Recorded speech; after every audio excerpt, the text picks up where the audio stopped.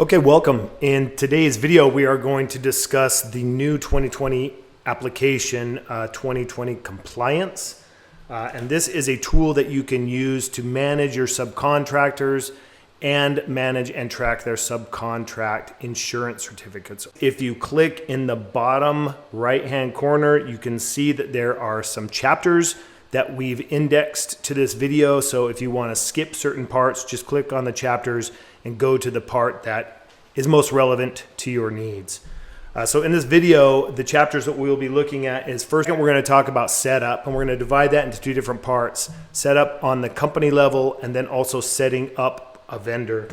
And then go through the actual workflow of creating a new vendor, maybe creating a subcontract and an invoice and payment, and see how this compliance module is impacted at all of those different levels. So let's jump into the settings of the company. But in here on the compliance tab, it's important that you understand what you can do.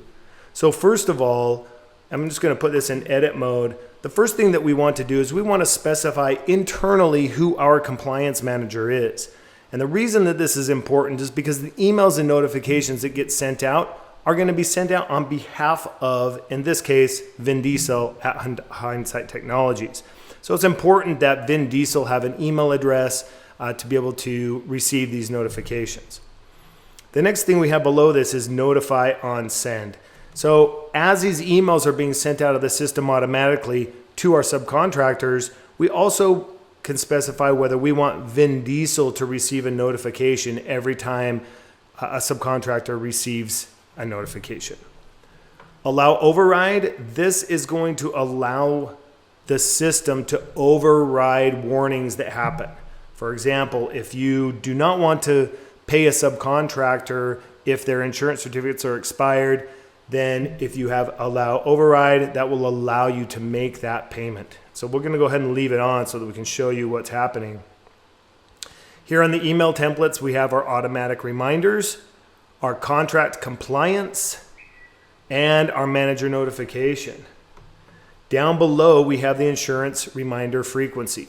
So this is the frequency that we're going to be sending emails to your subcontractors when their certificates are nearing expiration. So you can see here we have 120 days nearing, 90, 60, 45, 30, 15, 7, and every day thereafter. So simply we could, turn some of these on or off. If you remove them from the system, then they'll be available for you to add back into the system here. And again, this is a customizable feature that we can work with you to add in any other type of frequencies that are necessary. So that's essentially what's involved in setting up on the company level for the 2020 compliance application, assuming that it's installed. Now let's jump over and look at the subcontractor level. So we're going to get there by clicking on our 2020 logo and going to the directory. Now in the directory, we're going to have a listing of all of our different contacts. I'm just going to search for customers or vendors, or I could search on the whole contacts here for Hindsight. All right, here's Hindsight Technologies. And when we first open up Hindsight, there's a few new things that are new on the vendor record here. First of all is this vendor compliance section. You can see that we have an onboarding and an exit progress, percentage of progress. So this is all driven by a series of checklists that you can set up for your system.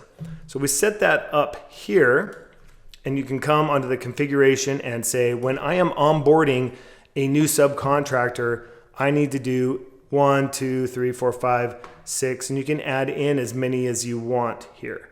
You can also do the same thing on the exit of a subcontractor if you want to have that built in.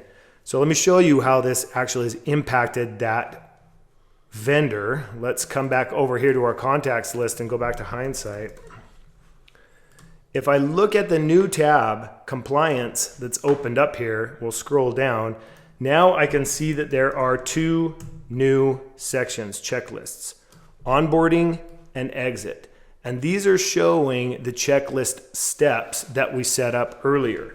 So if I scroll down a little bit more and edit this, As I'm checking these things on or off, notice what's happening to these progress bars above. So I'm just going to check some of these off. So now I'm 83% complete, and now I'm 76% complete. So it allows us to look at this vendor screen and to see what percentage complete we are in completing the checklists, either on an onboarding or an exit of this particular subcontractor. So moving through the different setup of the vendor here, we also have the ability to send notifications to turn that on or off at the vendor level. You know, you may have vendors in here that maybe aren't active with you, but you would still like to have their information in your system, but you don't want to bug them all the time when their insurance certificates are expired because they're not actively working on a project. So here we can simply turn that off. We won't send them any notifications any longer. Just like internally in our company, we have set up our compliance manager. We also need to do that for our vendors or subcontractors so that we can direct those notifications to a specific individual. So this is the compliance manager at Hindsight Technologies, our subcontractor. And the emails, if I were to click on the details, it would show the email address, brantwadsworth@gmail.com, the email of the person that would be receiving those notifications. Next below we have the onboarding checklist and the exit checklist. This is simply an on-off feature. So if I do not want to have an onboarding checklist for this sub, I can turn that on or off and they're visible or not visible. Down below, and really the meat of the compliance application, is the ability to track insurance certificates, licenses, and permits. And I'm really just going to focus on the insurance certificates for this demonstration. Licenses and permits will work the same. But if we come in and we click add a new item, we have the ability to set up a new policy. So here we can say this is a vendor policy, it's a project requirement, or maybe even a template that we want to use for the future. The vendor will automatically be pre-filled, and then the insurance type, we have a selection here, and all of the fields will they will adapt to whatever type of insurance you select here. So if this is an umbrella policy or workers' comp or general liability, you have the ability to fill in the details. Really what we're mostly concerned with in this application is the expiration date. So you can fill in what that expiration date here is, put in the details and limits of this policy, add in any endorsements. You can drag and drop attachments just like you can with any other component of the 2020 platform. You'll notice as we're looking at the list of insurance certificates for this particular vendor, the color coding that's associated with it. And one field that's vital to take a look at here is the days remaining. So if an insurance policy is expired, in this case 17 days expired, this policy will show up red. If it's within 30 days of expiration, it's going to show up this orange color, and then other policies will show up as this blue color. So this allows you to quickly and visually get a heads up for how these insurance certificates play out for this particular subcontractor. So let's leave this one expired here so that we can start to play around with the system and show you how it interacts. I'm going to go ahead and save this. Now let's jump into one of our projects, and we'll go to our project center and look at this Amazon office building project, and let's create a new subcontract. We have 10 of them in here. They're probably all for Hindsight Technologies, which is fine. I'm going to create a new subcontract for Hindsight Technologies here. So I'm going to just do a test subcontract, and I'm going to select my vendor, Hindsight Technologies. And when I do that, I'm going to receive a warning that says their liability insurance expired on February 23rd. Please request an updated insurance certificate from the vendor. So that immediately warns me that we have an issue. And if I were to scroll down and click on the compliance tab, I will also see that here are the insurance certificates that were pulled in from the subcontractor. When we save this, we will actually also pull in those dates into this area here. So let's finish this up and just put a little bit of details in here. Let's say we're going to put in, $25,000 subcontract, and we'll leave it at that. Now let's save this, approve and validate this subcontract, and then we are going to fully execute it. So we'll mark this as sent and received, and now it's fully executed by our subcontractor.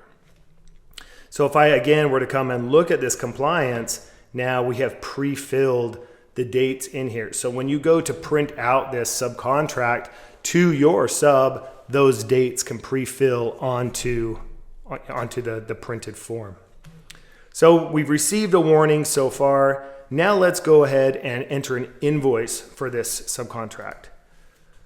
So let's create a new invoice for the subcontract. And again, right when we create that invoice, we have a compliance alert letting us know that the general liability insurance is expired. So we're warned of that immediately. It still allows us to enter these invoices because we want to track the invoices. We want to be able to cost the invoices to our job. It's important that the details are tracked and stored in the system. So I'm going to go ahead and just give it an invoice number and a date. And let's modify this a little bit and say that this is only for $5,000 of the total subcontract amount. So we are at $5,000 of the total $25,000 committed. Now I am going to go ahead and save this and approve it. Now, once I have approved it and set it to open, the system is automatically going to be ready to pay this invoice. So whether you're in the accounting portion of 2020 or you're here in the project management portion of 2020, if you come and you click pay this invoice now, again, you're going to have it's going to warn you that your insurance certificate has expired. If you have the proper security rights, you may override and make this payment. So if you have the proper security rights, you will see this button right here to override the compliance and make the payment. That's exactly what I'm going to do. I'm going to override that. Well, let's see what happens if I don't. So I'm going to validate it first. And it says this vendor does not meet your compliance requirements. If you have the security, you may override and make this payment. Without checking that, it won't let you go any further. The only thing that you can do is cancel. So that payment will not be entered for that invoice. I'm going to override it now, hit validate. This will actually allow us to go in and make that payment. And if I look at the payments here, I will actually see the payment that was created and associated to that vendor invoice. But some key things to point out are the override user and the override date. So you can see the person that overwrote this and the date that they made it happen. So now this is in the system and ready to go.